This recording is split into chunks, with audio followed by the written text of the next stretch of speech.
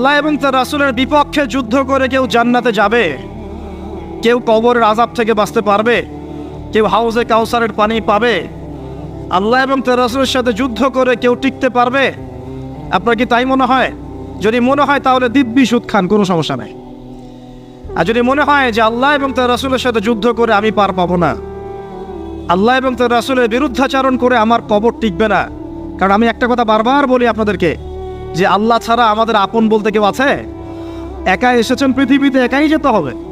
আপনার খ্যাতি, আপনার অর্থনৈতিক খ্যাতি, অর্থের প্রতিপত্তি, আপনার ক্ষমতার দাপট, আপনার ধর্মীয় দাপট, কোনো কিছুই, ফ্যান ফলোয়ার্স, কেউ আপনার সাথে কবরে যাবে না। মনে করেন আমি আসছি, আপনারা সবাই স্লোগান দিচ্ছেন, কথার কথা আপনারা আমাকে ভালোবাসেন, বা একজন পলিটিশিয়ান আসছে, আপনারা সবাই স্লোগান দিচ্ছেন, ভালোবাসেন তাকে। দিন শেষে ওই পলিটিশিয়ান একাই কবরে যাবে, দিন শেষে আপনিও একাই কবরে যাবেন, আমিও একাই কবরে যাব।